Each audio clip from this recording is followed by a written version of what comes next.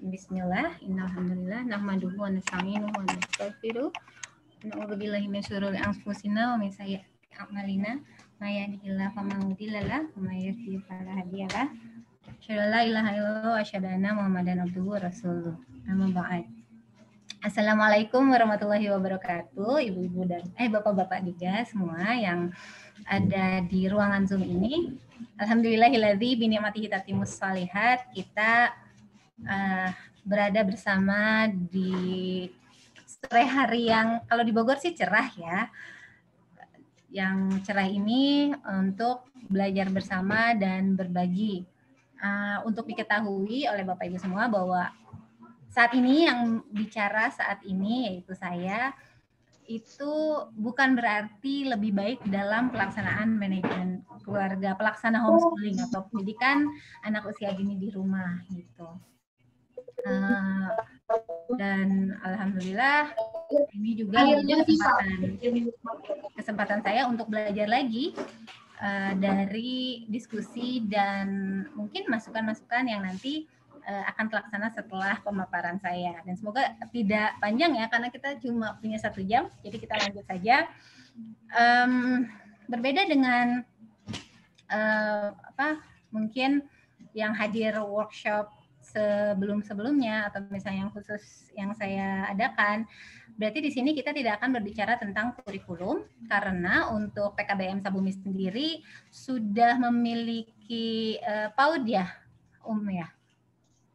Ya, kami ada PAUD Sabumi, tentunya tetap dititik beratkan kepada program homeschoolingnya, tapi insya Allah ada sedikit tuntunan materi PAUD ya, kurikulum PAUD. Masya Allah, barakallahu. Nah, maka berbeda dari misalnya workshop yang sebelumnya yang kita dari awal itu membuat kurikulum, di sini Masya Allah sudah terbantu banyak oleh PKBM, oleh PAUD Sabumi untuk memakai kurikulum yang sudah ready begitu ya, dan tentunya dengan menitik beratkan pola pendampingan yang lebih optimal oleh orang tua. Jadi tidak seperti layaknya sekolah. Yang sekolah pun juga sebaiknya memang tidak ditinggal kita cuma mendaftarkan anak dan mengambil rapot saja, tapi juga optimal melaksanakan pendampingan, pengasuhan dan pendidikan di rumah. Begitu. Dan baik, sekarang mari kita berbicara tentang dampak pendampingan dan stimulasi optimal di rumah ini seperti apa, terutama pada anak-anak kita yang masih berusia di bawah 7 tahun dan bisa jadi dampaknya setelah selesai usia ini, gitu.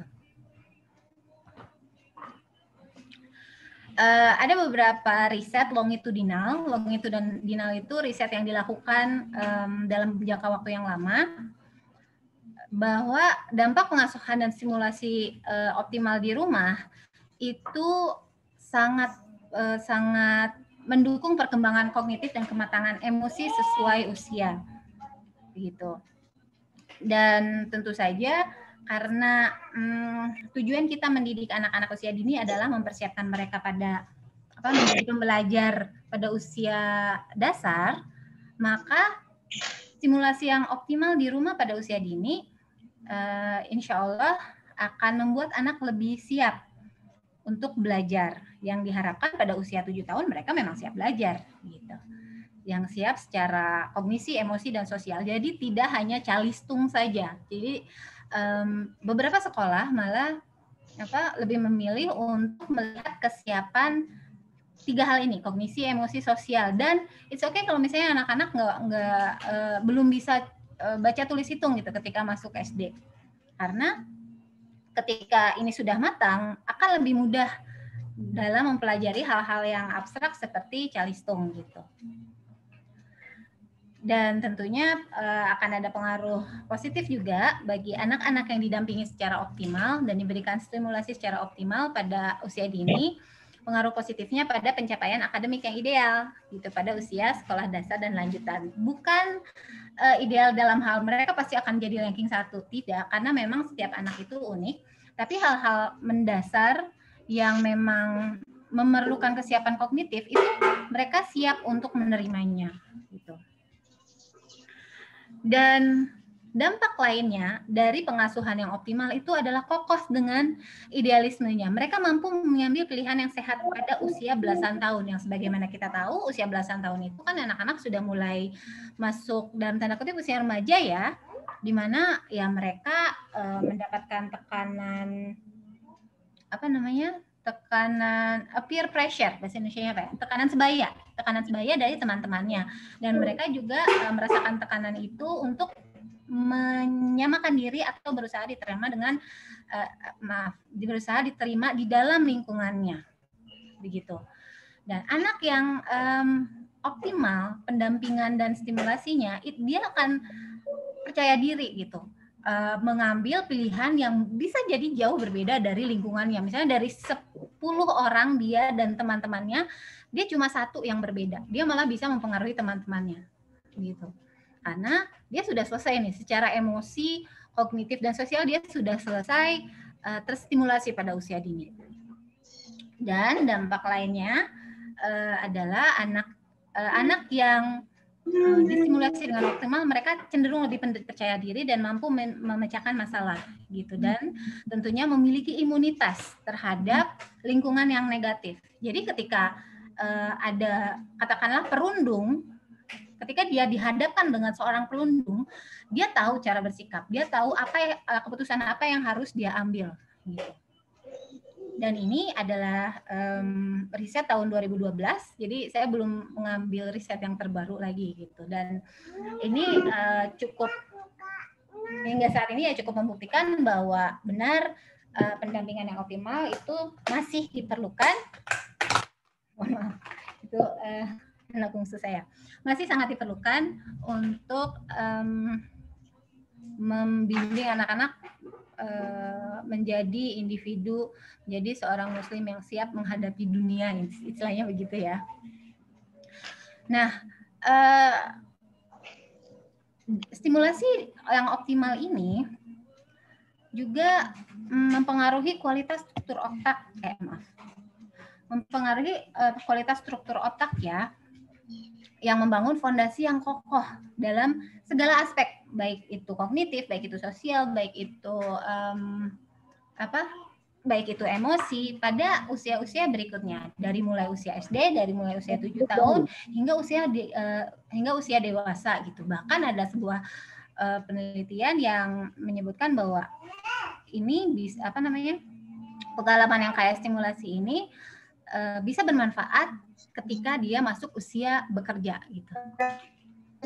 Nah, ya, saya paham, terutama pada masa pandemi ini ya, setahun terakhir, Masya Allah, kita menghadapi, mohon maaf bisa di-mute, terima kasih, kita menghadapi tantangan dalam mendampingi secara optimal, karena ya qadarullah misalnya orang tuanya juga harus WFO ya, WFH ya, dan harus mencari cara nih, gimana caranya bisa mendampingi secara optimal gitu. Ada pula anak-anak yang di rumah, kemudian orang tuanya harus pergi gitu ke kantor. Jadi tantangan-tantangan itu baik dari waktu, baik dari fokus, baik dari jarak, seperti yang dibaca di sini, baik dari ilmu, belum tahu caranya, baik dari persepsi maupun dari kepribadian. Nah, itu tantangannya. Nah, kita langsung bahas cara penanganannya ya. Dari waktu bagi orang tua yang memiliki waktu yang sedikit gitu, tidak bisa katakanlah 8 jam sehari gitu ya untuk mendampingi anak-anak, maka akan sangat penting untuk mengambil waktu-waktu yang berkualitas gitu. Jadi usahakan waktu yang sebentar itu benar-benar berkualitas. Kalau bisa direncanakan sebelumnya gitu. Misalnya kita cuma punya waktu dari sholat subuh sampai jam 6:30, kemudian kita harus pergi. Nah, dari sholat subuh sampai 6:30 itu kita melakukan dialog-dialog yang penting pada usia mereka. Gitu. Atau melakukan penanaman kebiasaan, misalnya zikir pagi itu bareng-bareng gitu, atau kita mengawasi anak-anak ketika tidak bisa melakukan bersamaan dengan mereka. Nah, waktu-waktu yang berkualitas itu yang harus kita manfaatkan gitu. Saya juga begitu, Bu, Pak. Masalahnya saya juga harus berkhidmat kan dari jam 7 sampai jam 3, kadang-kadang sampai jam 4, kadang-kadang sampai malam. Nah, jadi posisi kita sama nih dalam soal waktu gitu. Begitu juga dalam soal fokus terbaginya atensi seperti memiliki bayi ya. Nah, maka tantangan ini harus dijawab dengan bisa bekerja sama dengan pasangan, bisa juga sebentar, abang tidur aja ngantuk ya. Bisa dengan bekerja sama dengan pasangan, bisa juga dengan membawa tempat mainnya anak-anak ke dekat bayi atau sebaliknya gitu. Atau bisa juga memberikan waktu khusus ketika harus mendampingi anak misalnya ya. Nah, itu dicari waktu yang memang bayinya bisa ditinggal dulu gitu atau cukup dilihat aja. Nah, itu baru kita fokuskan atensi kepada anak. Jadi anak itu tidak perlu harus diliatin, didampingi selama 24 jam penuh, tidak. Ini juga memberikan kesempatan kepada mereka untuk berbagi kan, berbagi ibunya gitu, berbagi atensi ibunya. Nah, itu untuk fokus. Sedangkan untuk jarak ya mirip cara penanganannya seperti waktu. Kemudian untuk ilmu, Masya Allah barakallahu fikum, sesi hari ini maupun sesi-sesi pendampingan dengan Ustadz Abu Salma ya untuk seri webinar homeschooling ini adalah salah satu cara menjawab tantangan ini tentang ilmu. Jadi kita duduk di sini bersama-sama belajar bagaimana sih caranya agar bisa optimal mendampingi Ananda gitu. Persepsi pengasuhan yang berbeda tentunya harus didiskusikan, dan satu hal yang pasti jangan sampai perbedaan ini diketahui oleh anak. Begitu. Dan terakhir kepribadian. Saya percaya bahwa bismillah dengan izin Allah kepribadian bisa berubah gitu. Misalnya yang asalnya tidak hangat gitu, belajar cara komunikasi efektif kepada anak agar bisa menambahkan intonasi misalnya ketika bicara dengan anak, berbeda dengan rekan kerja. Nah, itu sangat bisa berubah, Pak Bu. Dengan ilmu tentunya. Nah, lalu bagaimana? Sebentar, saya share dengan sound ya.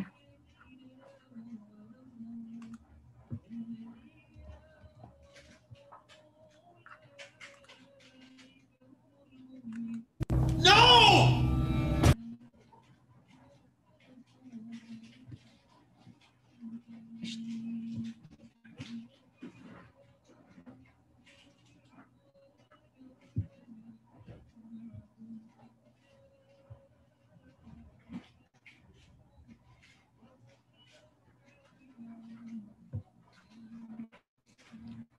Baik, sebagaimana terlihat di layar bahwa apa yang terlihat itulah yang ditiru.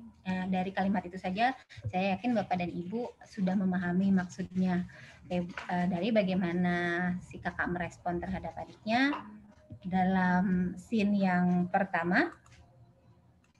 Nah, scene yang pertama ini. Oke. Yang hasilnya adalah ini.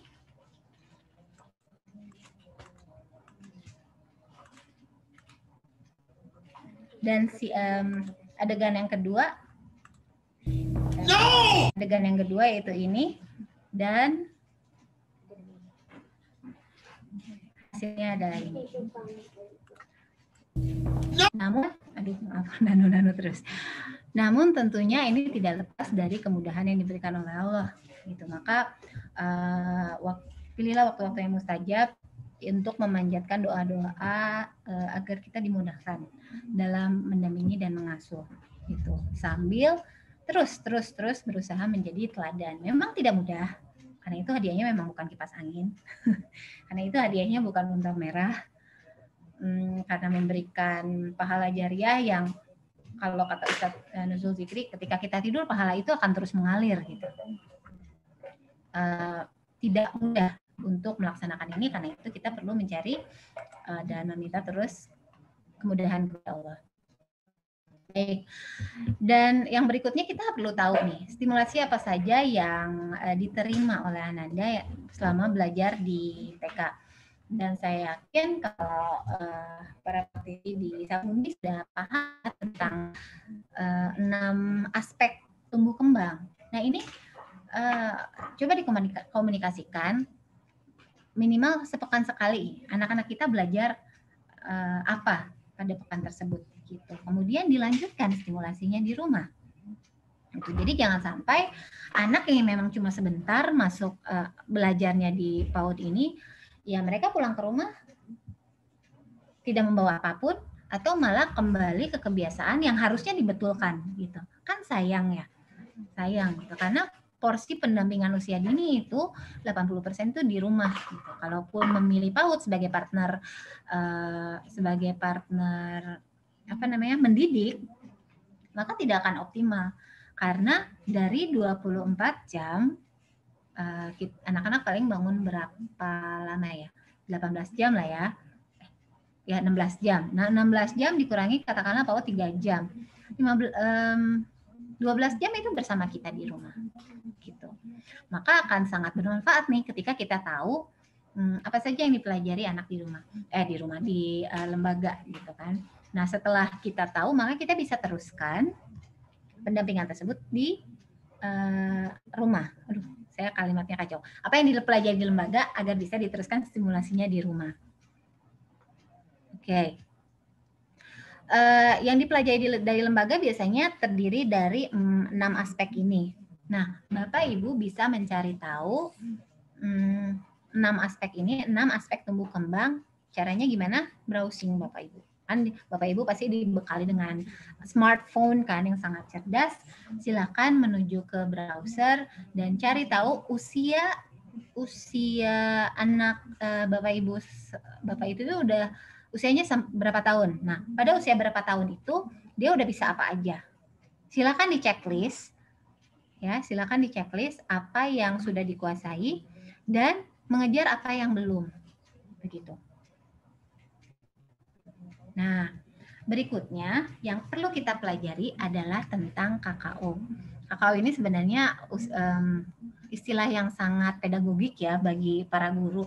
Tapi inilah yang menjawab sebuah pertanyaan, kok anak saya lebih dengerin gurunya ya daripada orang tuanya? Karena guru belajar ini Bapak Ibu, kata kerja operasional. Begitu. Jadi ketika guru, ini salah satu contoh yang saya berikan di workshop AHA, orang tua belajar apa yang dipelajari di sekolah, gitu kan. Jadi mengucapkan kata yang tepat ketika meminta anak. Contohnya, kita tidak mengucapkan tidak mengucapkan, jangan kayak gitu. Kayak gitu itu seperti apa? Kita anak-anak nggak bakal tahu. Gitu. Atau tuh kan apa-apa. Nah itu anak nggak bakal tahu apa yang harus dilakukan. Tapi ketika kita mengucapkan kata yang tepat, kata kerja operasional yang tepat, misalnya anak lupa bilang bismillah, seperti yang diajarkan Rasulullah, ucapkan bismillah, makan dengan tangan kanan. Gitu. Kata kerja yang tepat seperti apa yang kita harapkan. Jadi jangan pakai kode Bapak Ibu. Ibu juga jangan pakai kode Bapak gitu ya. Jadi karena ya tetap harus terkomunikasikan apa yang harus dilakukan gitu. Apa yang diharapkan sih sebenarnya ibuku mau apa sih? Nah, anak tuh perlu tahu dengan jelas yang kita mau itu apa gitu. Kemudian pastikan efektif. Jadi jangan instruksinya banyak dulu untuk anak usia dini gitu kan. Dijeda dulu, pastikan dia tahu nih untuk kalimat itu. Nah, tolong taruh mainannya di rak. Kita sambil tunjuk kan, tolong taruh mainannya di rak. Kita tunjuk rak yang diinginkan. Kalimatnya sama terus. Tolong taruh di rak. Tolong taruh di rak. Gitu. Nanti setelah anak agak besar, usia 5 tahun, tolong bereskan. Tolong bereskan. Tolong bereskan. Dia tahu yang dimaksud dengan bereskan itu nggak boleh ada apapun di lantai. Itu yang dimaksud dengan bereskan. Nah, untuk sampai ke tahap ayo bereskan, anak-anak itu harus tahu kan bahwa benda ini ditaruhnya di sini, buku ini ditaruhnya di rak buku, mainan ini ditaruhnya di rak mainan gitu. Jadi bertahap sesuai usia. Itu ya. Kemudian belajar berdiskusi, Bu. Nah, ini juga akan menjawab pertanyaan, aduh saya orangnya nggak kayak gitu, saya orangnya nggak hangat. Bisa, Bu. Caranya dengan belajar. Ada contoh seorang orang tua nih, sama sekali bingung untuk memulai percakapan karena dia seorang introvert gitu ya. Jadi apa yang dilakukan, dia bikin kartu, dimasukkan ke dalam dompetnya. Nanti kan dia harus ngobrol sama anaknya, dia keluarin salah satu kartu itu, misalnya nomor 6 gitu kan, ada kata yang baru kamu dengar minggu ini, dipakai. Siapa orang tua itu? Saya. I'm an introvert, saya seorang introvert, jadi saya tahu betapa sulitnya untuk memulai sebuah percakapan itu, bahkan dengan anak sendiri. Nah, tapi sangat bisa berubah, insya Allah gitu, sampai ya pendidikan diri sendiri itu ya bisa jadi mencapai beberapa tahun gitu, sampai sudah biasa seperti itu gitu. Kemudian pelajari juga cara berkomunikasi efektif. Yang tadi ya, yang satu kan udah ada KKO ya. Kata yang dipakai itu harus tepat. Abang, bentar. Kata yang digunakan harus tepat agar anak tahu kita maunya apa. Gitu. Itu salah satu cara komunikasi efektif. Yang kedua, pelajari gestur, Bu. Dalam komunikasi efektif itu jangan kalau bahasa Sunda namanya jangan merepet gitu ya. Jangan merepet. Jangan gunakan terlalu banyak kata yang belum tentu akan dicerna oleh anak-anak gitu. Bisa jadi ketika kita marah gitu kan ya, kata-kata yang dilontarkan itu ya banyak dan bisa jadi nggak efektif. Nah, karena itu bicara secukupnya aja. Pilih kata-kata yang kita harapkan satu-satu dulu. Misalnya saat itu berantakan, ya udah kita fokus misalnya pada satu hal yang harus dilakukan. Kayak buku silakan ditaruh di rak ya, buku ditaruh di rak, bukunya sudah ditaruh di rak, taruh bukunya di rak gitu. Nih, anak saya senyum-senyum lihat kok kayak kenal kalimatnya. Yang kedua ya tunjukkan kehangatan. Saya tahu ini sulit, terutama bagi introvert. Lagi-lagi saya menunjuk pada diri sendiri, memeluk, menyampaikan bahwa ya mereka itu dicintai gitu.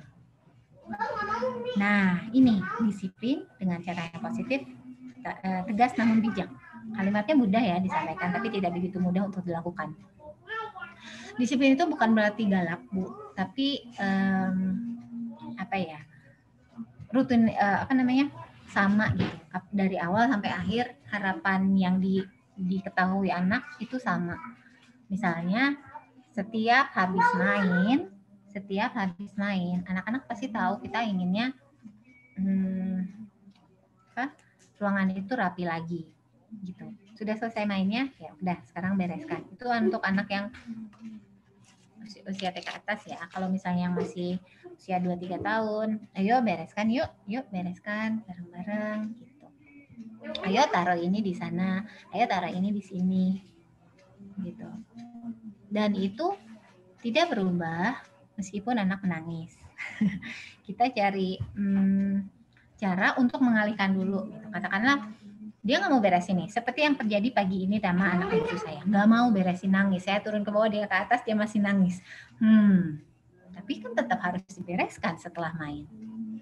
Oke, saya ke atas, ambil dia. Yaudah, kita mandi dulu yuk. Dia udah tenang tuh. Sama seperti kita kan perlu waktu juga ya untuk menerima apa yang kita nggak sukai. Saya ajak dia mandi, saya mandikan. Mulai agak tenang tuh, baru saya sampaikan, Dek, abis mandi kita beresin yuk. Langsung deh, oh iya kita beresin abis mandi. Abis itu makan, karena anak saya suka makan. Gitu. Dan tentunya cari waktu untuk setiap hari itu bermain gitu anak-anak. Dan berikutnya tetapkan rutinitas. Sholat itu ya sudah mulai dikenalkan tentunya, tapi belum diperintahkan ya. Jadi sangat berhati-hati mengenai perkara sholat ini. Kemudian mengenai kebutuhan-kebutuhan dasarnya, bahwa mereka mandi setiap pagi, kemudian belajarnya itu biasanya seperti apa, dan hati-hati tentang belajar ya. Yang dimaksud dengan belajar kan pada usia dini adalah bermain. Ketika anak katakanlah ketika anak kita masih uget-uget kita masih nggak bisa duduk dengan tegak pada saat belajar, nah bisa jadi tubuh bagian atasnya masih perlu kita simulasi gitu. Nah, itu bisa sambil dilakukan bersamaan. Karena usianya sudah segitu kan. Nah, tetap harus kita simulasi juga gitu. Jadi jangan diabaikan biar nanti juga dia bisa sendiri. Enggak, Bu. Tidak. Jadi ketika ada yang berlubang, ini menurut penelitian ya, ketika ada lubang dalam pengasuhan itu biasanya terbawa sampai dewasa gitu. Ketika tidak selesai ya. Dan kemudian rutinitas juga termasuk membantu pekerjaan rumah. Yang berikutnya, tetapkan target gitu biar anak-anak terbiasa menyelesaikan sesuatu gitu, dan merasa bahagia ketika dia sudah mencapai sesuatu. Bacakan buku, ini wajib banget nih, wajib minimal sehari sekali, dan sehari itu minimal sekali untuk membacakan buku. Cari waktunya. Kalau misalnya tidak sempat ya udah 1 halaman deh sehari. Tapi setiap hari itu kalau perlu ada waktu membacakan buku. Gitu. Karena ini nggak sekedar biar bisa baca ya.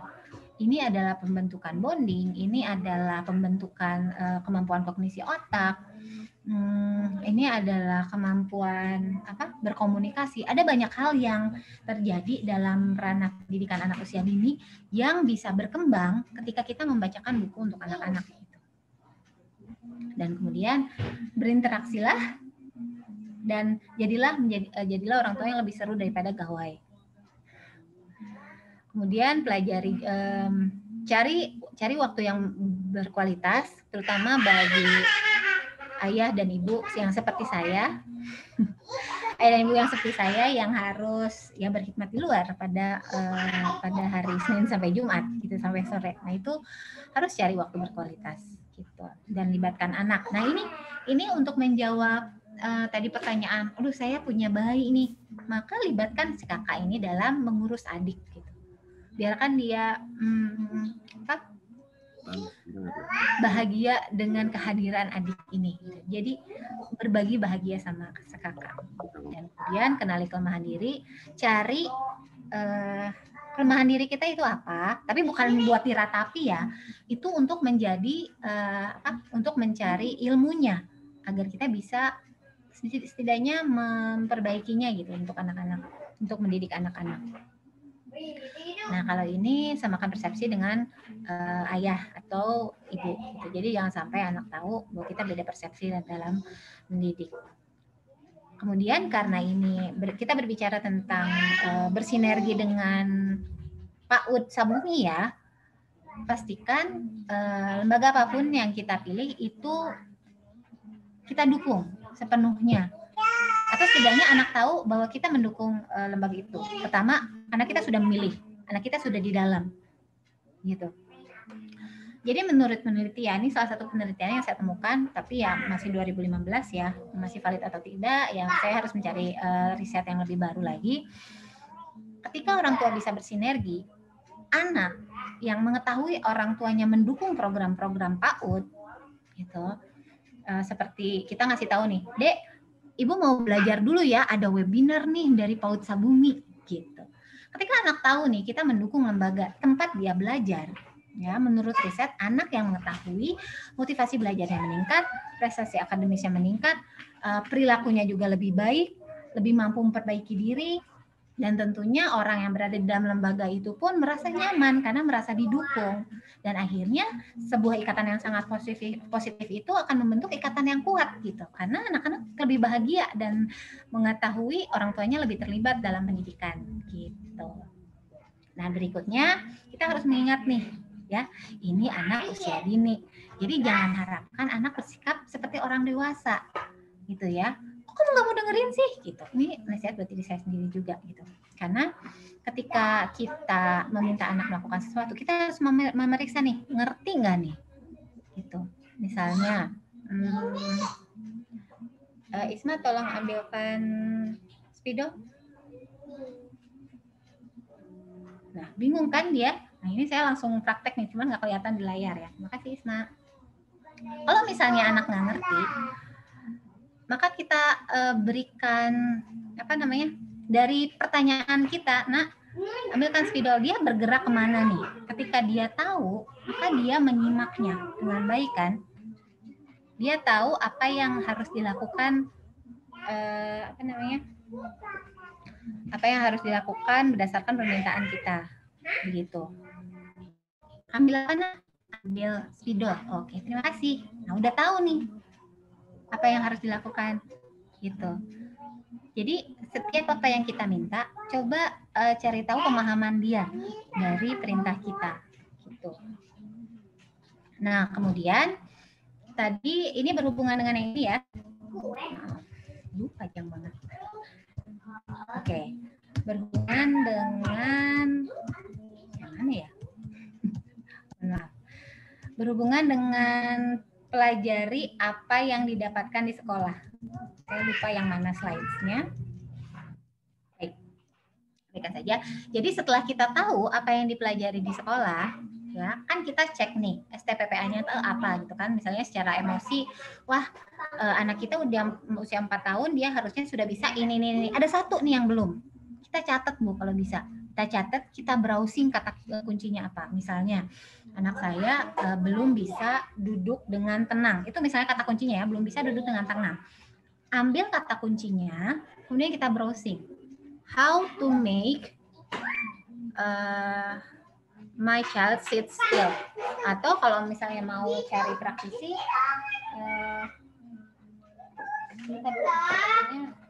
data saya mau habis.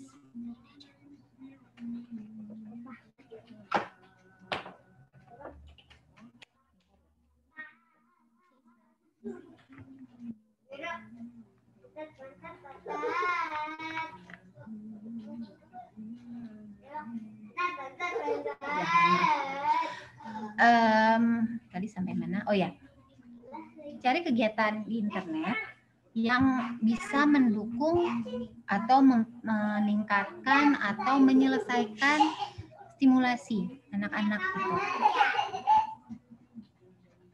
Nah, kemudian kita juga perlu tahu gitu, apakah ilmu agama yang didapatkan anak-anak kita itu sahih atau tidak. Nah, ini kalau ini kita memang harus mengupgrade ilmu kita ya.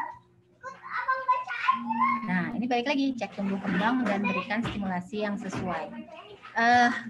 Sudah jam segini. Oke, ini beberapa resiko Bapak Ibu. Ini saya ambil dari presentasinya Ibu Tri ya. Karena dalam hal ini juga saya masih belajar. Dan di lembaga saya ada orang yang lebih paham dari saya, maka saya pinjam dulu slide-nya. Ini adalah beberapa resiko kurangnya stimulasi, bukan stimulasi, stimulasi saat usia sekolah dasar. Yang pertama, nggak siap belajar membaca. Tidak siap belajar membaca bukan berarti ketika masuk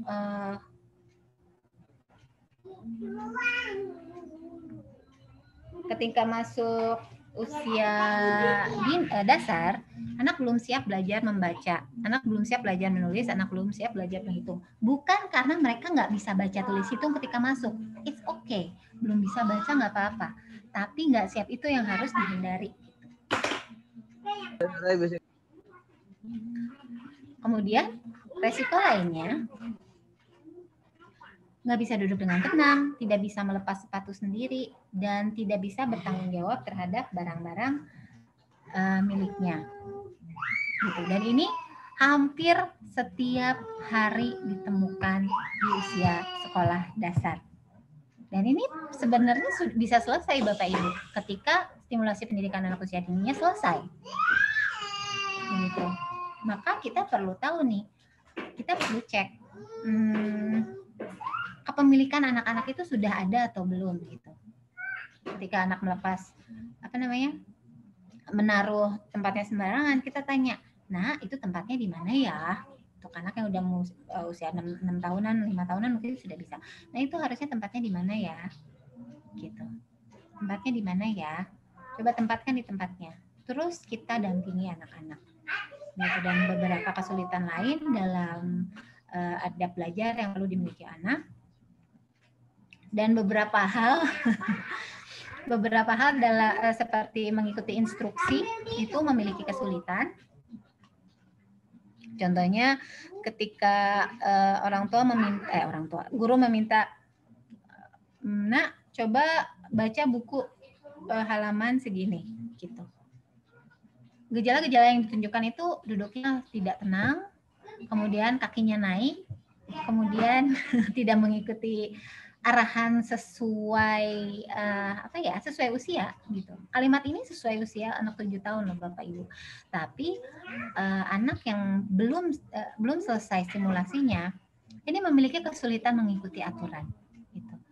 Baca buku yang diletakkan di atas meja. Baca buku yang diletakkan. Ketika anak memegang itu berarti belum paham dengan instruksi. Gitu. Itu dalam hal mengikuti aturan sederhana ya. Baca buku yang diletakkan di atas meja, ada beberapa instruksi yang tidak disebutkan oleh guru yang harus dilakukan anak. Contohnya yang seperti dilihat di sini ya, duduk dengan tenang. Gitu. Kemudian tidak menaikkan kaki. Ya kan? Atau tidak terpengaruh oleh suara-suara lain selain suara gurunya. Nah, jika tidak selesai simulasinya, perintah-perintah yang tidak disebutkan ini ya tidak akan jadi akan diabaikan oleh anak gitu. Bisa jadi karena memang secara kognitif belum terbiasa, belum bisa memproses begitu. Atau kalimat perintah sederhana, "Nak, kerjakan tugas halaman 21 ya."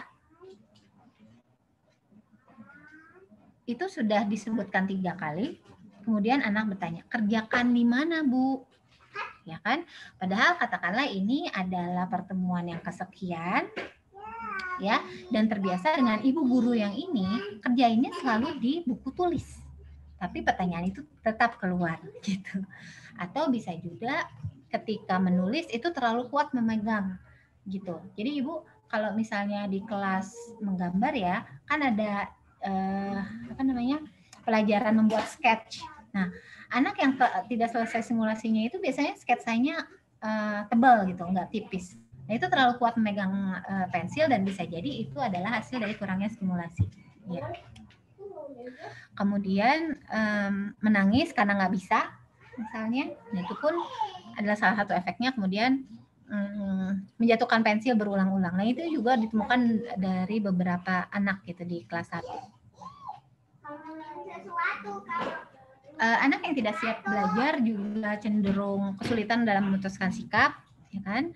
Seperti yang tadi disebutkan di awal bahwa ini apa yang kita lakukan sebagai dalam simulasi usia dini itu sangat berpengaruh dalam kesiapan belajar anak. Begitu. Tapi jangan khawatir, anak-anak terus tumbuh, gitu kan? Baik keseimbangannya, kekuatan kaki, menerima kekalahan, berbagi atau mengalah, merencanakan arah, gerak cepat, fokus mendengarkan, ini akan terus mereka pelajari pada usia dasar dan stimulasi masih tetap terus diberikan, gitu. Tapi akan lebih baik jika anak-anak dipersiapkan dulu, bukan sebelum masuk ke siap pendidikan dasar.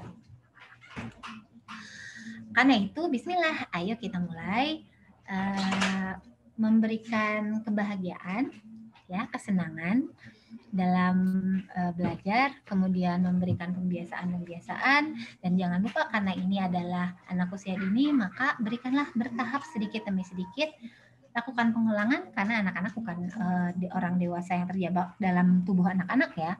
Karena itu ya ulang-ulang aja. Bisa jadi dalam pengulangan itu kita mempelajari bahwa ternyata oh iya kata-kata saya masih kurang itu ya, masih kurang efektif, atau oh iya anak saya ternyata emosinya belum oke nih, saya harus menyela seperti yang saya tadi pagi lakukan, saya harus menyela dengan satu kegiatan agar proses pembiasaannya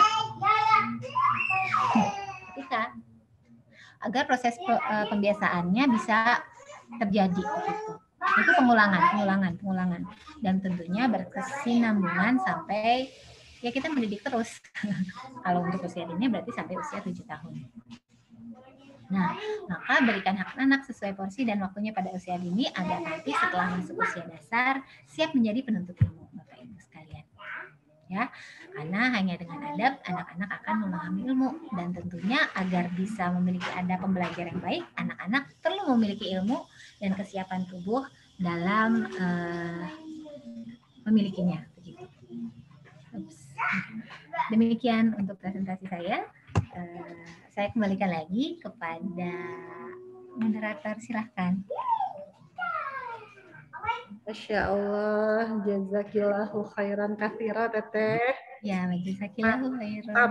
Isinya, Masya Allah. Review lagi saya juga nih Teh, anak-anak sudah di atas 8 tahun semua, tapi memang masih ada yang bolong-bolongnya ya.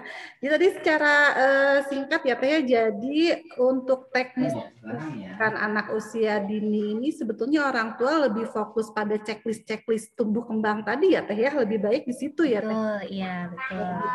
Ya, karena sekarang juga pemerintah sudah memberikan akses yang mudah ya pada orang tua. Iya, betul. Sebetulnya kami juga sudah membagikan ya ke orang tua, ada yang dari versi dari Permendikbudnya kan ada sebetulnya Permendikbud pendidikan usia dini itu udah lengkap ya sebetulnya, dan Masya Allah ketika saya baca pun juga, wah ini lengkap sekali, dan saya juga nemu banyak bolong-bolong gitu di situ, baik untuk anak-anak bahkan untuk diri saya sendiri. Oh pantesan saya cenderung begini gitu kan. Jadi ternyata ada bolong-bolongnya gitu. Jadi tadi perlu ditekankan untuk para bunda ya semua bahwa pada anak usia dini ini fokus pada checklist tumbuh kembang yang sudah diberikan ya. Ada yang beberapa versi sebetulnya ya, ada beberapa versi, ada yang dari Kemdikbud, ada juga dari sumber-sumber lain. Insya Allah bagus semuanya. Tinggal kita memilah lagi mana yang memang tidak menyalahi syariat ya Teteh ya. Nah terus tadi ditekankan juga tentang kata kerja operasional. Nah ini yang lucu banget ini ya. Seringkali kita juga mengeluh bahwa kenapa sih anak kalau sama gurunya gitu kan ngerti langsung dikerjain, kalau sama ibunya susah. Mungkin ya di sini gitu. Salah satunya mungkin kalimat kita ketinggian atau terlalu kepanjangan, dan seringkali guru itu di sekolah karena memang kalau guru ya apalagi yang sarjana pendidikan itu mereka memang berlatih gitu, ada tuntunannya, dan ini tidak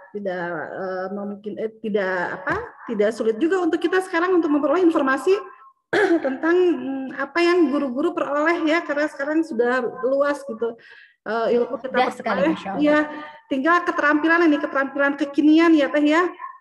Mencari keyword yang pas ya untuk searching. Nah ini salah satu keterampilan kekinian nih. Bagaimana kita nyari keyword yang pas ketika searching, kita cari ilmu apa tentang apa, misalkan apalagi untuk pendidikan tuh banyak ya, stimulasi anak usia 4 tahun, wah langsung burudul plus aktivitasnya apa segala macamnya itu udah banyak. Oke, selanjutnya kita buka sesi tanya jawab. Oh, ini sudah ada yang di chat ya. Kita langsung bacakan saja ya Teh, yang pertanyaan yang di chat. Silakan teman-teman yang lain yang mau bertanya boleh tulis di chat, atau boleh kalau mau bertanya langsung boleh raise hand juga. Siapa tahu mau langsung masuk ngetik, mungkin hektik atau gimana, bisa langsung raise hand, nanti langsung ngobrol langsung dengan Teh Mirza. Saya bacakan pertanyaan yang pertama ya. Dari Teh Riri, Ibu Ajna. Assalamualaikum warahmatullahi wabarakatuh. Waalaikumsalam warahmatullahi wabarakatuh. Izin bertanya, anak saya usia 6 tahun, artikulasi belum lancar, sering terbalik menulis angka seperti kita melihat dari cermin. Sering salah memahami instruksi. Dia suka mengulang instruksi saya, tapi salah. Misal, Kak tolong ambil pensil ya. Dia ulang, tutup pintu, Bu. Apa Bu? Nah, diulang tapi salah ya pemahamannya. Jauh banget soal ini. Ambil pensil Kak di meja itu yang deket kakak. Dia nanya lagi, Ibu mau minum? Saya suka hariwang, apa ada masalah pendengaran? Dan untuk artikulasi yang belum lancar, apa harus saya periksakan ke klinik tumbuh kembang? Nuhun ya Bu. Mangga Teteh langsung dijawab saja. Ya baik, bismillah. Mbak, saya baca lagi. Oke. Tapi bagus ini ada banyak hal yang perlu diperiksa sih Bu. Jadi memang untuk anak-anak ya, untuk manusia, anak-anak manusia tentu saja. Untuk anak-anak itu sebenarnya sampai 14 tahun kemampuan pendengaran itu baru terbentuk sempurna usia 14 atau 15 tahun itu sempurna tuh. Kemampuan mengolah apa yang didengar itu sempurna terbentuknya pada usia 14 tahun. Begitu. Dan karena itu kita harus mencari tahu nih, ada beberapa hal yang bisa menyebabkan keterlambatan. Sebentar, saya baca ulang lagi. Artikulasi ya, oke.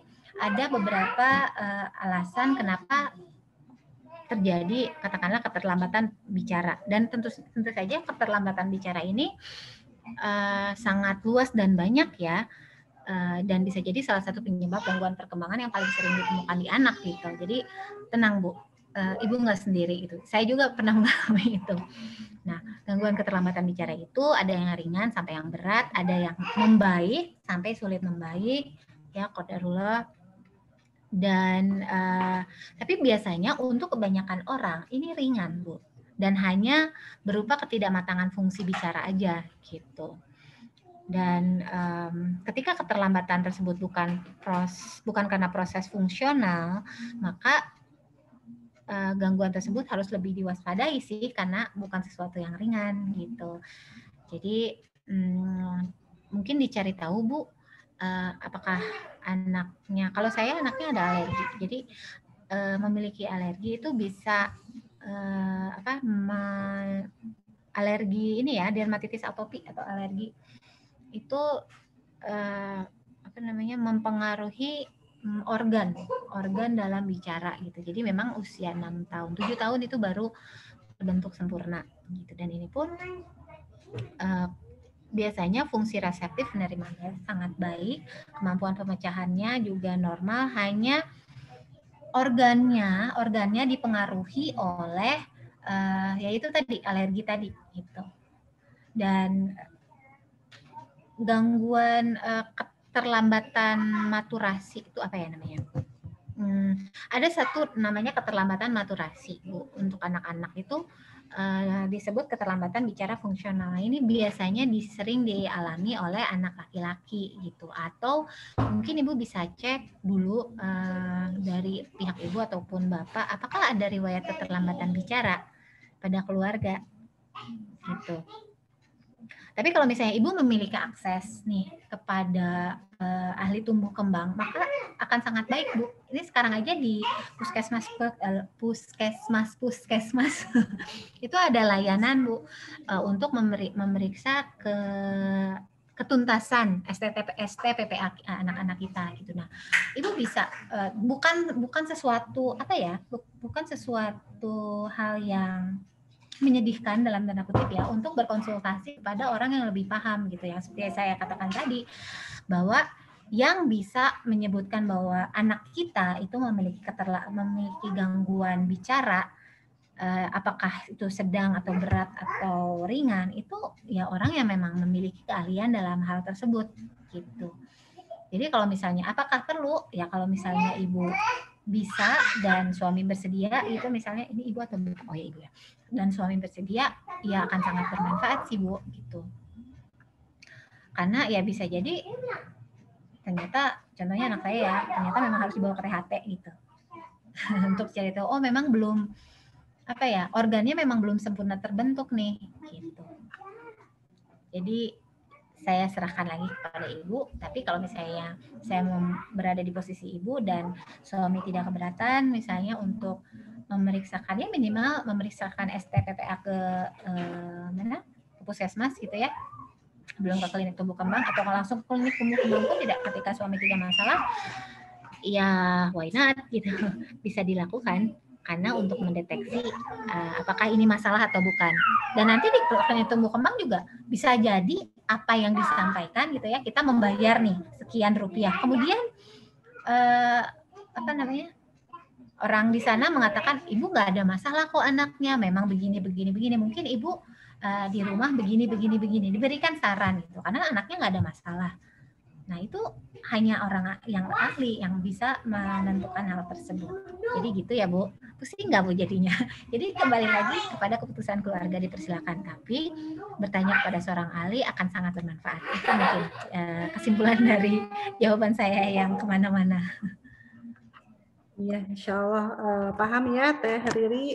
Jadi memang ini hal tumbuh kembang ini menjadi hal yang sangat penting saat ini karena anak-anak kita tidak tumbuh seperti zaman kita dulu ya Teh ya, yang masih leluasa bermain gitu, berlari-lari sama tetangga-tetangga, bermainnya wah main kotor, main segala macam, penuh bergerak segala macam. Sekarang anak-anak ruang lingkupnya lebih sempit gitu, belum lagi terganggu dengan waktunya dia bergerak, waktunya dia berinteraksi itu terganggu dengan gadget ya, tontonan yang membuat dia diam gitu. Kemudian apalagi kondisi pandemi ini juga ya, dan memang bukan hal yang istilahnya memalukan atau apa ya gitu. Kita bertanya kepada ahli tumbuh kembang anak dan memang lebih cepat lebih baik, insya Allah segala apa yang perlu distimulasinya itu bisa dilakukan dengan lebih mudah kalau masih kecil ya Teh ya. Ya. Mungkin dari juga dari cara menyampaikan instruksinya juga, kadang anak-anak kan kita sering di rumah tuh sering karena terlalu banyak pekerjaan ya. Deh tolong ambilkan gelas Teh sambil ngalewat. Nah, bisa itu untuk anak-anak tertentu memang nggak bisa ya komunikasi seperti itu, memang harus disamperin berhadapan dengan mukanya, Teh tolong ambilkan gelas ya 2. Memang ada beberapa anak memang harus jelas seperti itu instruksinya. Tapi ada yang karena kita ya biasa ibu-ibu tuh kan dengan berbagai banyak pekerjaan gitu, jadi minta tolongnya bari ngaleos gitu. Bisa jadi itu juga hal-hal yang miskomunikasi jadinya sama anak ya. Oke, pertanyaan berikutnya Teh, mohon nanti untuk KKO, kata kerja operasional, bisa di-share PPT-nya Kak, karena di saya tampilannya pecah, nuhun. Oh iya, KKO ini mungkin saya jawab aja ya Teh ya. Pertama, bisa searching. Sekarang langsung aja, kata kerja operasional, pasti dapat. Ya, di Google saya juga pernah ngecek. Atau yang kedua, boleh kalau pengen lebih jelas, ikut workshopnya Teh Mirza. Saya pernah ikut, Masya Allah itu ilmunya luar biasa. Workshop homeschooling usia dini, ya itu akan dapat modulnya, segala macam printable-nya. Kemudian kita praktek langsung bagaimana membuat kalimat-kalimat dengan menggunakan kata kerja operasional itu. Jadi ini sangat bermanfaat. Insya Allah investasinya juga tidak terlalu mahal ya bagi yang memang mau. Disimak aja IG kelas tulistiwa. Biasanya Teh Mirza suka rutin bikin workshop homeschooling anak usia dini ya, dipantau. Atau kalau pengen cepetnya tinggal searching aja ya, kata kerja operasional, dapat kok. Karena itu sebetulnya hal yang umum di pendidikan keguruan ya. Insya Allah akan dapat. Ya, pertanyaan berikutnya dari Bapak Taufik Mulyadin. Jika ada anak misal sudah berumur 8 tahun, tapi ada yang bolong-bolong di tumbuh kembangnya saat kecil, misal usia 4 tahun, apa yang harus dilakukan? Nah, mengenai bolong-bolong stimulasi tumbuh kembang nih Teh, apa yang harus dilakukan kalau yang udah lewat-lewat nih? Mangga Teh. Ya, baik.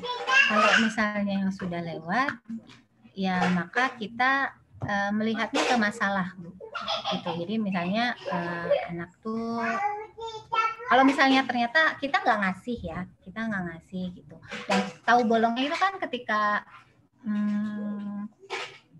apa ya, oh anak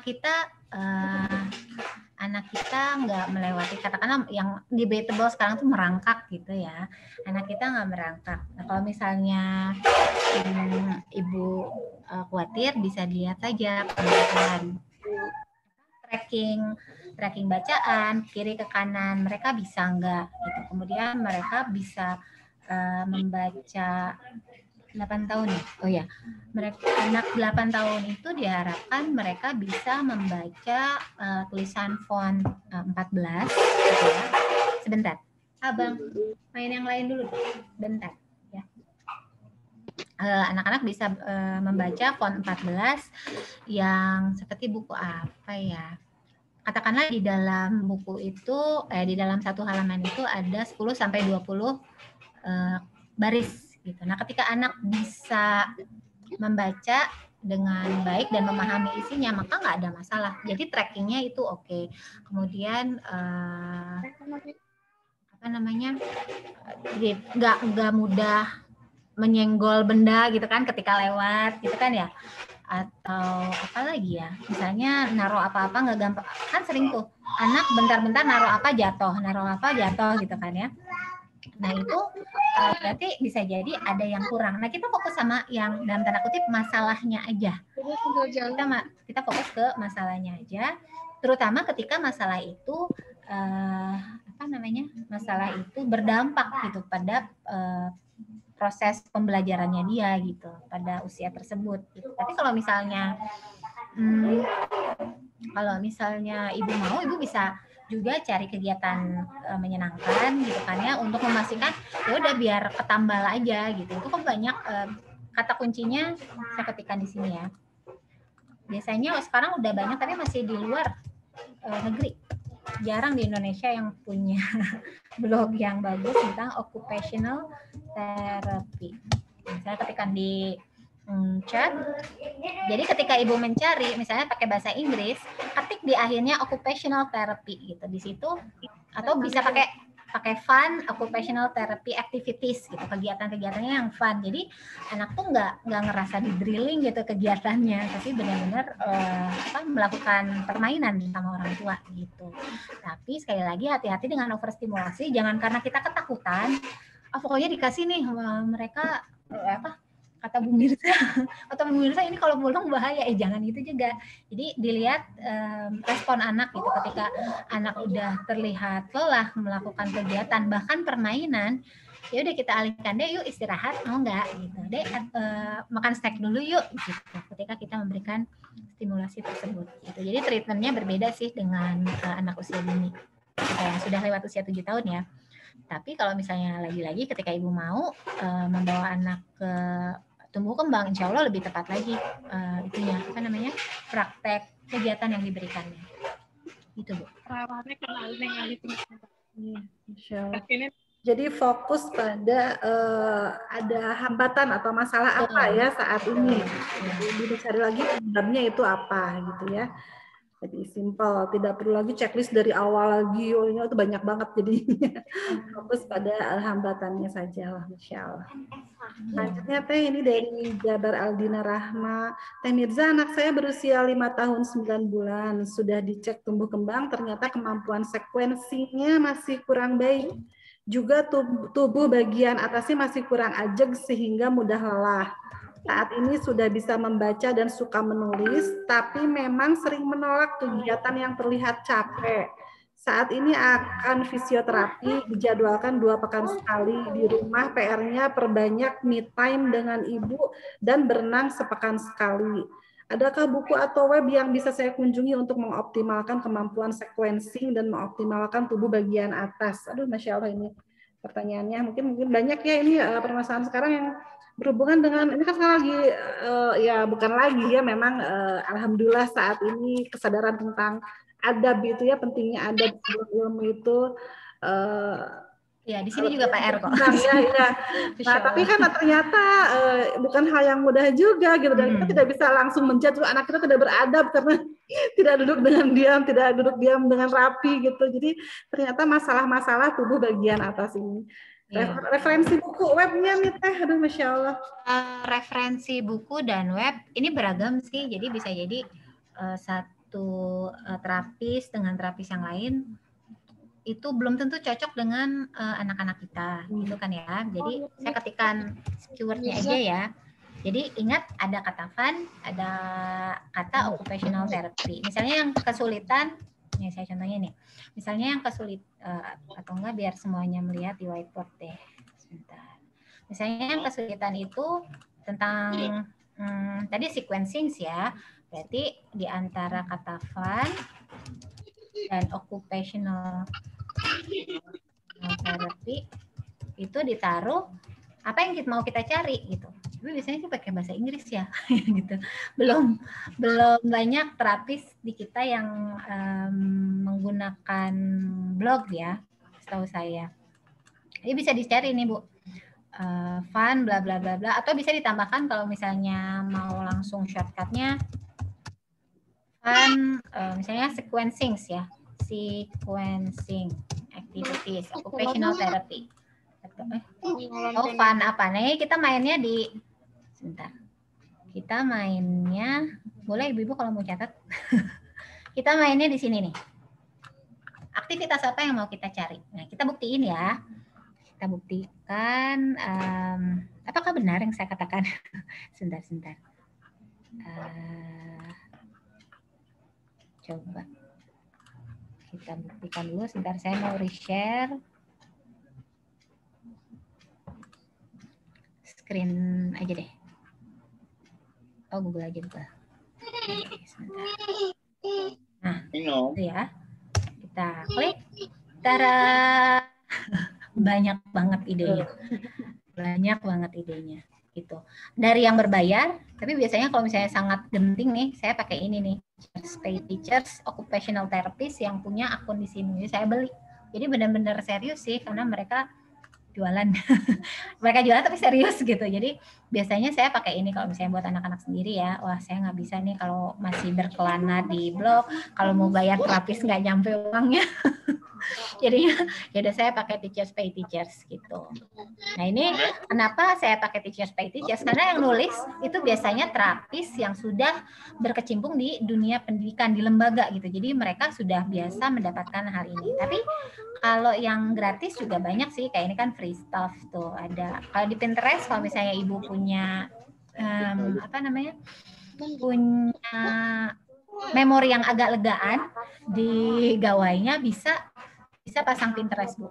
Kalau kadang-kadang punya saya nggak lega gitu, jadi harus cari di laptop gitu. Tapi kalau misalnya ibu punya memori yang agak lega, ini sangat bermanfaat loh untuk punya akun Pinterest ini, karena banyak hal yang bisa kita dapatkan gitu. Dah, mungkin begitu untuk pertanyaan yang ini. Ya, banyak harta karun emang di Pinterest ya. Betul, Masya Allah. Iya. Oke, mudah-mudahan ya bermanfaat. Lagi-lagi keterampilan kekinian nih, cari keywordnya ini nih. Ya, insya Allah mudah-mudahan kita dimudahkan ya. Oke, pertanyaan selanjutnya dari Bapak Abdul Aziz. Porsi screen time untuk anak usia 5 tahun dan pandangan Teteh tentang bermain game untuk anak usia dini seperti apa? Nah, porsi screen time nih. Oh iya, terus sebagai informasi untuk Pak Udi Sabum ini, kalau dulu kita pakai istilah PAUD online, tapi ternyata salah ya, bukan PAUD online sebetulnya.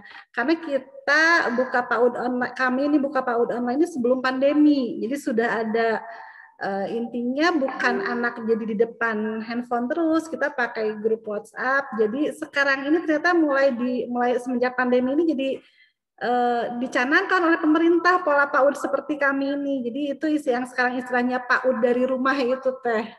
Jadi kami memberikan tuntunan aktivitas untuk dikerjakan bersama orang tua di rumah, nanti di-share-kan hasilnya di grup WhatsApp gitu. Jadi kami lebih ke PAUD dari rumah mungkin istilahnya, bukan PAUD online ya. Ini sebagai informasi juga buat Teteh untuk PAUD Sabumi. Amin. Kemudian ini jadi nyambung nih ke porsi screen time. Jadi PAUD Sabumi ini meskipun PAUD online bukan berarti anak di depan gawai gitu ya, enggak gitu. Jadi aktivitasnya tetap menggunakan alat-alat untuk stimulasi baca tulis dengan menggunakan buku-buku ya, printable seperti itu Teh. Ya, kembali ke pertanyaan porsi screen time Teh. Baik, pakai rekomendasi siapa nih, Ida ya atau kita pakai saya pakai rekomendasinya ini rekomendasi aja ya. Teteh aja deh, kita percaya sama Teteh aja. Oh jangan, saya nggak punya ilmu. Saya ngambil dari mirip-mirip sih sama Idai.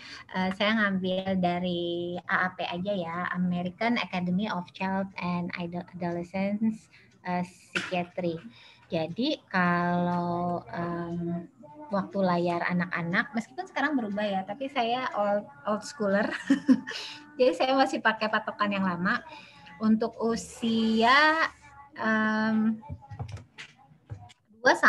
tahun itu maksimal udah semuanya itu 1 jam. Ya, 1 jam setiap weekdays. Kalau misalnya weekend itu tuh udah sangat maksimal sih. Maksimal itu 2 jam, 2-5 tahun ya. Kalau misalnya 6 tahun ke atas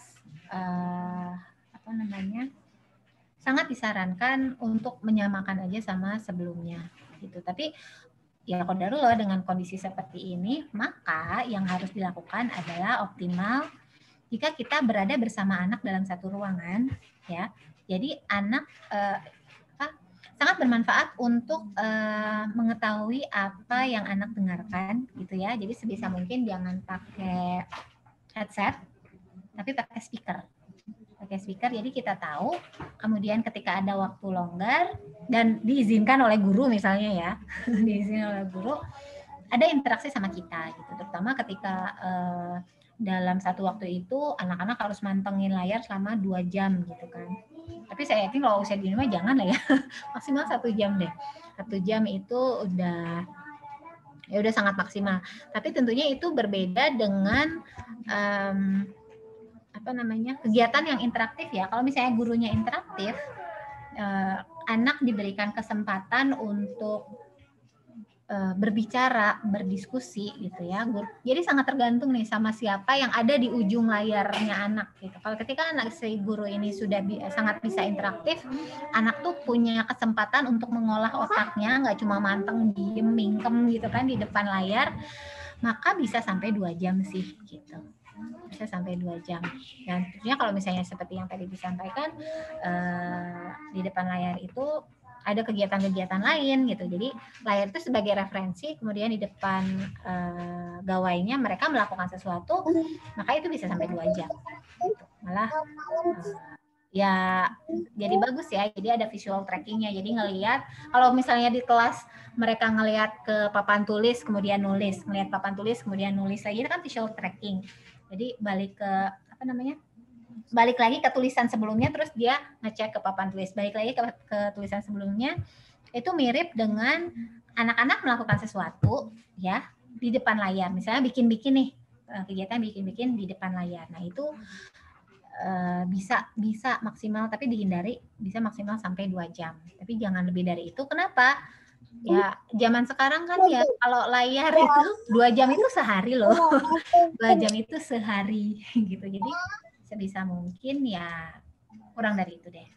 Dan bermain game pada anak usia dini.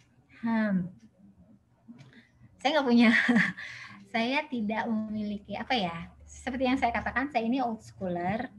Jadi bermain gamenya seperti apa nih gitu. Kalau bermain gamenya adalah sesuatu hal yang aman misalnya dalam permainan tersebut tidak ada interaksi bebas dengan orang banyak, kan ada tuh aplikasi-aplikasi yang interaksinya bebas tuh, siapa aja bisa masuk game itu, bisa jadi teman main kita. Oh, maka kita harus hati-hati gitu.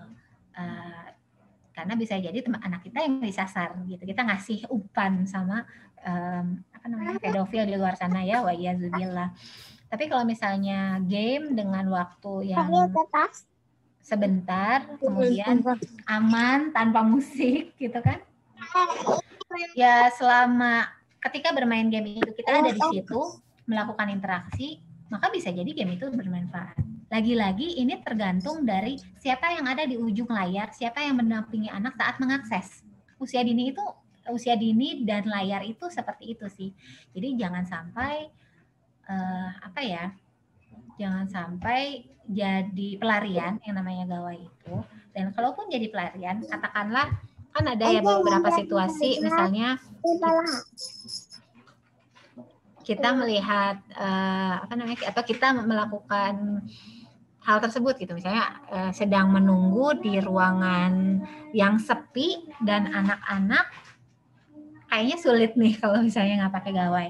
Ketika itu harus menjadi pilihan, harus ya, di garis bawahi kata harus. Ketika hal tersebut harus menjadi pilihan, maka pastikan kita juga melakukan interaksi sama anak gitu. Misalnya kita makan bakso di tempat yang sangat sepi, elegan gitu ya. Kalau misalnya anak kita cuma diajak ngobrol doang, atau nggak mungkin juga bawa mainan ke situ gitu kan. Anak-anak biasanya bosen nih kalau ngobrol sama saya masih berlatih komunikasi efektif. Oke, nggak apa-apa dikasih gawai, dudukan anak di sebelah kita, jadi kita tahu nih apa yang dia lihat, kemudian diskusi tentang apa yang dibicarakan gitu. Jadi gawai itu bukan sumber ilmunya gitu. Sumber ilmu, bukan sumber satu-satunya tempat diskusi anak gitu. Tapi ada kita yang menjadikan gawai itu subjek pembicaraan. Jadi gitu sih.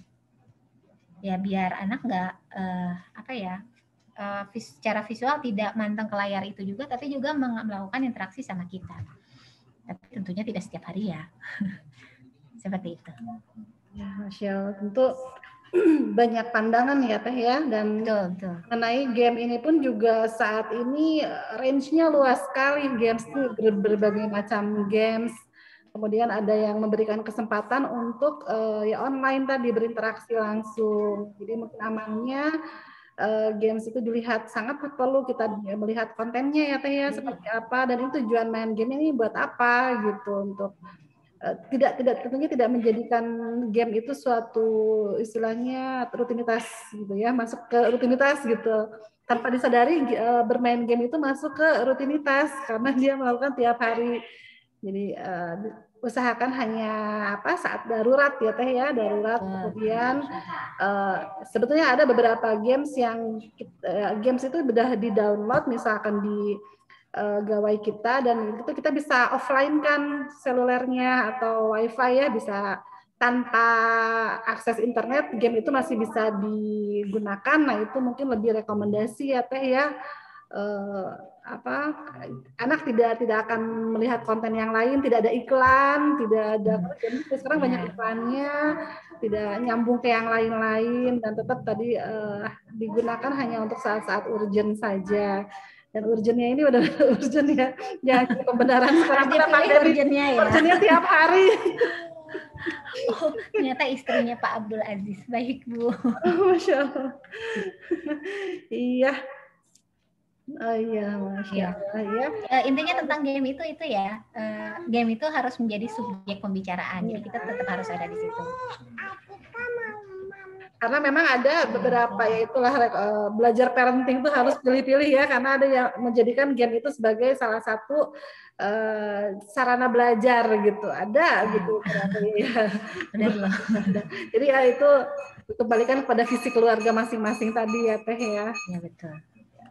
Kemudian selanjutnya, Teteh apa tips untuk belajar berinteraksi sosial dalam kondisi sekarang? Lah ini benar, yang sangat terbatas interaksi, apalagi dengan kondisi pandemik sekarang. Nuhun ya. Jadi memang sangat penting ya Teh ya, selain stimulasi yang dilakukan bersama orang tua, anak juga berinteraksi dengan kawan-kawan seusianya. Dari situ kita bisa review juga anak kita sudah berperilaku baik tidak dengan teman-temannya, berbicaranya seperti apa.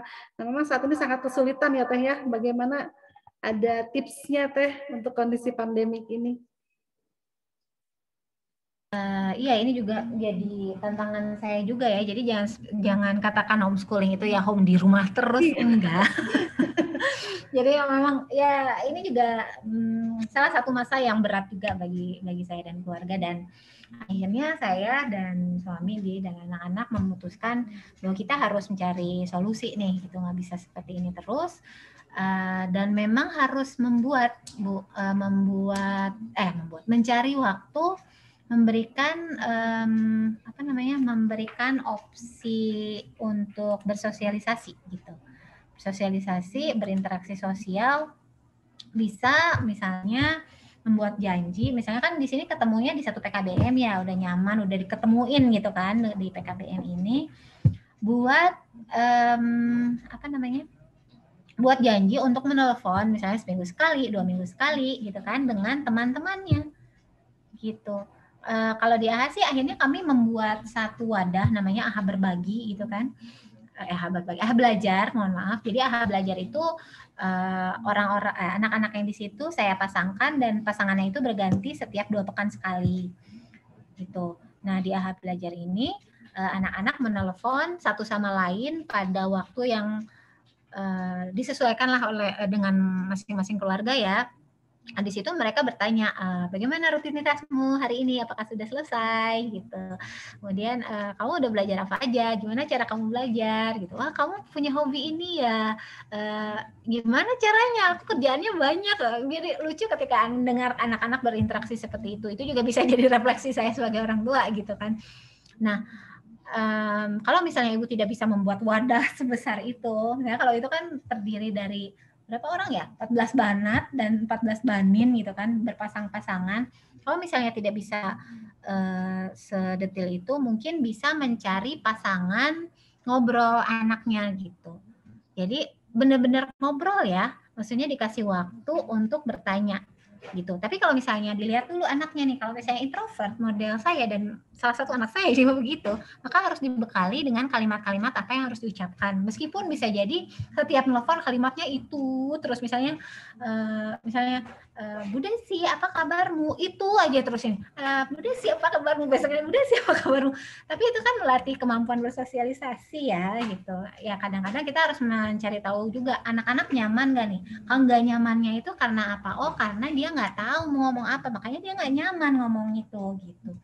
Jadi itu sih intinya mengenali anak kita, modelnya gimana, kemudian siapa temannya, kemudian janjian deh sama orang tua si anak teman kita ini gitu, buat ngobrol, telepon, gitu sih Bu. Tantangan orang tua homeschooling sebenarnya semua ya, hanya orang tua homeschooling ini memang dasarnya memang sebaiknya punya jiwa pionir ya Teh ya. Ketika kita butuh apa nih, kegiatan apa, oh ya kita bikin. Nah insya Allah kita kan sudah ngumpul nih, sudah ada wadahnya di PKBM, ada grupnya masing-masing sesuai jenjang kelasnya. Jadi teteh-teteh sangat leluasa ya, boleh silahkan wapri, karena kan sudah tahu teman sekelasnya siapa. Nah ini mungkin tidak bisa kami fasilitasi di PKBM langsung karena PKBM sekarang Masya Allah banyak ya jumlah muridnya sekarang. Kemudian dengan berbagai kondisi keluarga, jadi kita tidak bisa menyamakan membuat suatu program yang ini ya semua ikut, nah gitu kita tidak bisa. Nah disinilah peran orang tua, khususnya orang tua homeschooling, mulai nih jiwa pionirnya nih membuat suatu aktivitas, tentunya kan ini untuk kebutuhan anak kita juga. Jadi bisa menghubungi beberapa anak, misalkan 3-4 orang dulu. Sekarang kan video call WA yang simpel, video call WA itu kan bisa 8 orang ya sekarang. Nah misalkan bisa bercakap-cakap di situ sepekan sekali ngobrol, nah di situ. Atau mungkin dengan keluarga ya, janjian telepon, kan sekarang sepupu pun juga pada di rumah ya, nggak pada sekolah gitu. Jadi bisa telepon-teleponan, di situ berinteraksi sosial. Mungkin kalau memang memungkinkan ada yang rumahnya berdekatan, tahu kondisi keluarganya seperti apa, mungkin bisa janjian, ketemu, bermain bareng. Mungkin kalau memungkinkan itu kembali kepada keluarga masing-masing ya. Iya, saya setuju kalau bisa sih jangan dari lembaga, karena bisa jadi misalnya satu keluarga nih anaknya banyak, anaknya udah terpenuhi kemampuan kebiasaan sosialisasinya. Kayak anak-anak saya sebenarnya nggak ada masalah sih, cuman karena ada request dari salah satu terus anak saya juga ya kepengen sih. Kalau yang satu nggak masalah sebenarnya, karena dia udah bahagia sama adik-adiknya. Nah, kakaknya ini memang udah perlu. Jadi karena memang sangat customize ya, betul. Kalau bisa saya sarankan sih memang jangan dari lembaga, karena nggak bisa pukul rata nih kebutuhan setiap anak gitu. Jadi silahkan Bunda kontak di Wapri gitu ya, kontak-kontak yang ada di grup. Ya, kapan yuk kita janjian, telepon. Sebetulnya untuk yang di PAUD pun juga kadang suka telepon Kak Ai ya, gurunya tuh suka janjian, Kak Ai boleh ini nggak video call, kangen sama Kak Ai, katanya itu kadang suka nelpon siswa. Itu kami persilahkan ya Bunda untuk memenuhi kebutuhan interaksi anak-anak ya. Mudah-mudahan dari situ rasa rindu ya, jangan anak-anak. Aduh saya juga udah rindu banget sama anak-anak semua. Jadi insya Allah ya mudah-mudahan tercukupi dan memang tetap momen-momen pandemi ini dijadikan pembahasan diskusi lagi dengan anak-anak bahwa kondisi seperti ini kita tetap masih harus bersyukur ya, banyak yang perlu kita syukuri dengan kondisi saat ini. Oke, selanjutnya ada pertanyaan lagi. Tadi ya istrinya ini Abdul Aziz, Masya Allah ya, tidak apa-apa. Ada lagi pertanyaan, Teteh? Sekarang sudah hampir 5:30 ya. Nah, tadi Teteh mengenai ini sedikit ini dari saya aja pertanyaannya nih Teh. Tadi ada perkataan tentang overstimulasi. Nah, ini seperti apa? Mungkin ada memang orang tua yang cuek, tapi ada kebalikannya. Biasanya ibu-ibu yang rajin ikut komunitasnya banyak nih biasanya. Ikut komunitas ini itu dapat ilmu banyak, kemudian stimulasinya tuh luar biasa anak-anaknya ya. Kemudian memang mungkin diberikan kecukupan materi dan kecukupan waktu untuk berinteraksi dengan anak, memberikan stimulasi dengan anak. Nah, sejauh mana suatu stimulasi itu dikatakan overstimulasi, kemudian dampaknya seperti apa Teh mengenai overstimulasi ini? Ya, baik. Jadi kenapa sebenarnya kita perlu memahami apakah anak itu overstimulate atau tidak? Itu dilihat dari responnya. Makanya kita harus tahu nih, anak-anak ini sebenarnya bisa nggak diselesaikan ini. Gitu. Jadi overstimulasi itu ketika anak belum bisa merespon karena memang kemampuannya masih masih terbatas gitu. Jadi terus aja dirangsang. Misal bayi nih memang pada usia segitu gitu ya, belum bisa meraih benda di depannya. Gitu kan. Tapi terus aja, ayo deh gitu kan. Ayo deh ambil. Nah, itu overstimulasi namanya. Dipaksa untuk melakukan simulasi yang kita berikan. Gitu. Karena kan tiap anak memiliki kesiapan berbeda untuk belajar sesuatu ya. Misalkan anak 3 bulan bisa tengkurap gitu kan. 4-5 bulan udah mulai memasukkan benda ke mulut. Nah, makanya memang sebaiknya stimulasinya memang sesuai tahapan gitu. Jadi sangat penting untuk belajar peka terhadap kesiapan anak untuk menerima rangsangan, diamati bagaimana respon dan minat si kecil gitu. Anak yang mendapat stimulasi berlebih itu bisa menjadi anak yang tidak kooperatif. Yang mungkin kalau misalnya dalam kosakata kita itu kayak membangkang gitu ya, tapi sebenarnya enggak. Jadi mereka sebenarnya tidak kooperatif karena nggak bisa. Intinya di sini sih karena nggak bisa, belum bisa atau belum usianya gitu. Atau ada tonggak yang belum dilalui dulu gitu. Baru kita kasih itu. Gitu. Misalnya dalam hal motorik ya, anak belum mampu berjalan nih. Tapi udah kita paksa berdiri atau malah dititah. Kan? Padahal kalau misalnya kita bersabar aja, kita biarkan anak itu melewati tahap-tahap misalnya dari ngesot, kemudian duduk, kemudian merangkak, dan meskipun merangkaknya lama, gitu kan, ya memang itu dulu gitu. Posisi anak kita masih di situ dan itu tidak apa-apa gitu. Begitu pula ketika anak belum waktunya duduk, dipaksa duduk gitu kan, dikhawatirkan tulang punggungnya jadi terganggu strukturnya. Begitu juga misalnya dengan bahasa. Ketika kita memberikan bukannya udah ya?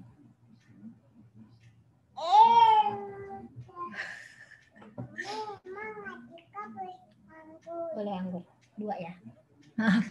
Tadi sampai mana? Oh ya, kalau misalnya anak merespon positif, misalnya kita memberikan rangsangan gitu, adek kenalkan, ini namanya Tante Fulana gitu. Kalau misalnya anak acuh tak acuh atau malah nangis gitu kan, makanya hentikan dulu itu, jangan dikasih stimulasi dulu gitu. Cari tahu penyebabnya, bisa jadi karena sakit, karena kantuk, atau karena apa gitu. Nah, itu maksudnya overstimulasi itu ketika rangsangan yang kita berikan itu respon anak itu nggak bahagia gitu, nggak bahagia. Kalau misalnya anak respon positif, senyum, ngoceh, meskipun itu susah gitu ya, maka bisa jadi stimulasi yang kita berikan itu memang tepat sesuai usianya gitu, atau dia sudah melewati tonggak di piramida yang bawah untuk naik ke stimulasi yang kita berikan itu, gitu deh Uni. Kembali ke checklist lagi tadi ya Teh, ya, tahapan usianya ya. Overstimulasi itu seperti itu. Iya. Insya Allah ada pertanyaan lagi nih Teh. Mangga mau langsung bertanya ke Teh Mirza juga boleh, silakan langsung raise hand. Mungkin tidak ada, mungkin dicerna dulu mungkin satu-satu ya Teh ya, Masya Allah. Ilmunya luar biasa. Oh ya, sebagai informasi, ya Teteh jadi live IG, saya belum ngecek IG nih. Jadi live ini acaranya. Tadi sebentar aja, ini iya. 30 menit kemudian mati. Qadarullah nggak kuat gawai saya, jadinya ya mohon maaf. Tidak apa-apa. Kemudian nanti insya Allah tetap rekamannya ada di YouTube ya. Nanti kita share linknya juga. Insya Allah, syukurannya. Karena ya, Afwan, kami berharap ilmu ini dipelajari, disimak lagi, dituntun lagi pelan-pelan ya. Insya Allah ini proses belajar ini memang tidak akan berkesudahan, terus harus dicari lagi. Insya Allah. Mungkin cukup ya Teh ya, karena tidak ada pertanyaan lagi. Sudah 5:30 juga, persiapan maghrib, makan malam mungkin ya. Karena ibu-ibu, bunda-bunda di Sabumi pun juga ini Masya Allah, rentan usia anak-anaknya lebar gitu. Jadi rentan usianya ada dari bayi sampai yang usia besar ini. Masya Allah rame Teh pokoknya kalau ngumpul nih. Ya, gitu tadi sekali lagi tadi yang disampaikan oleh Teh Mirza ya, sedikit resume tadi mengenai tantangan pendampingan Ananda tuh, poin-poinnya nanti disimak lagi ya Teh. Materinya dari Teh Mirza itu sangat bagus dan memang perlu kita jujur kepada diri sendiri gitu ya, hambatan kita selama ini di mana, bukan untuk menjudge atau bikin tidak bersemangat gitu kan kita, tapi untuk kita benahi gitu. Jadi solusinya seperti apa. Kemudian pentingnya tadi sebetulnya kurikulum anak usia dini itu lebih ya itu checklist tadi. Jadi fokus di situ, checklist tentang tumbuh kembang anak, karena intinya pendidikan anak usia dini untuk mempersiapkan proses belajar di usia selanjutnya. Jadi bukan untuk mengevaluasi anak di usia dini. Anak saya apalagi kalau udah jauh-jauh ke minat dan bakat ya, itu masih kejauhan sekali gitu. Jadi lebih ke mempersiapkan ya usia dini ini.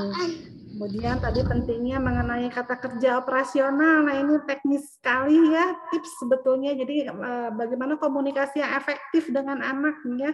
Salah satunya mungkin kata kerja yang selama ini kita sampaikan belum dipahami anak atau tidak dipahami anak. Bahasanya kecanggihan mungkin atau terlalu panjang kalimatnya bisa jadi. Jadi insya Allah kita sama-sama belajar terus ya. Oke, Teteh untuk penutup ada yang akan disampaikan Teh? Apa ya? Banyak kembali lagi yang tadi mungkin ya, sebagai orang tua, Masya Allah kita diberikan amanah yang sedemikian besar, amanah dan sekaligus anugerah, karena tidak semua orang tua mendapatkan nikmat seperti kita. Yang perlu kita ingat adalah bersyukur dulu dengan tonggak sampai mana anak kita diberikan kemudahan oleh Allah dalam kehidupannya gitu. Dan kemudian setelah kita bersyukur, maka berikan hak anaknya sesuai porsinya, sesuai waktunya pada usia dini, agar nanti mereka siap menjadi penuntut ilmu mulai masuk usia pendidikan dasar gitu. Ini. Hatur nuhun pisan Teteh, semoga apa yang kita pelajari hari ini insya Allah bermanfaat untuk semua, untuk ayah bunda semua, dan bisa gitu ya membenahi sedikit demi sedikit perjalanan membersamai Ananda yang sebetulnya waktunya tidak lama ya Teh ya, tidak akan lama gitu sebetulnya, nyerelek bisa saya juga tidak terasa anak yang bisa tiba udahan. Nah itu jadi mas gitu, ternyata anak kita sudah tidak terlalu membutuhkan kalimat panjang lagi dari kita, dia sudah mengerjakan sendiri gitu, dia sudah tidak minta ditemenin diperagakan lagi sama orang tuanya, dia sudah bisa sendiri lah. Terus kita ngapain gitu? Akan ada waktunya seperti itu ya gitu, Masya Allah. Mudah-mudahan Allah memberkahi aktivitas kita hari ini. Mohon maaf atas segala kekurangan. Teh Mirza hatur nuhun pisan waktunya. Mohon maaf atas segala kekurangan. Sama-sama, saya juga tidak dijamu ya Teh ya, karena online nih. Mungkin kalau bertatap muka nih akan ada oleh-oleh dari Bandung, mungkin yang bisa dicicip oleh Teteh. Masya Allah, Masya Allah. Tidak dijamu karena kita pertemuannya lewat Zoom ya. Alhamdulillah kita tutup pertemuan hari ini. Selalu senantiasa memohon pertolongan dari Allah dalam setiap memulai langkah kita, dan senantiasa jangan lelah untuk menuntut ilmunya, kemudian mengaplikasikan ilmu tersebut, mengamalkan ilmu-ilmu tersebut sedikit demi sedikit ya. Insya Allah semoga Allah memberikan kita kekuatan, kemampuan, dan meridhoi setiap langkah kita sehingga hasilnya ini menjadi keberkahan bagi kita semua. Amin ya Allah ya Rabbal Alamin. Kita tutup pertemuan hari ini. Hatur nuhun pisan ayah bunda yang sudah hadir hari ini. Barakallahu fikum. Salam untuk Ananda semua. Salam rindu dari Ibu Desi, dari kakak-kakak pengajar semua. Subhanallah kami sangat rindu dengan anak-anak semua. Mudah-mudahan bisa Allah mengizinkan kita bisa segera bertemu, beraktivitas langsung ya bersama-sama insya Allah. Subhanakallahumma wa bihamdika asyhadu an la ilaha illa anta astaghfiruka wa atubu ilaik. Assalamualaikum warahmatullahi wabarakatuh. Waalaikumsalam warahmatullahi wabarakatuh. Jazakumullahu khairan. Waalaikumsalam warahmatullahi wabarakatuh. Jazakumullahu khairan.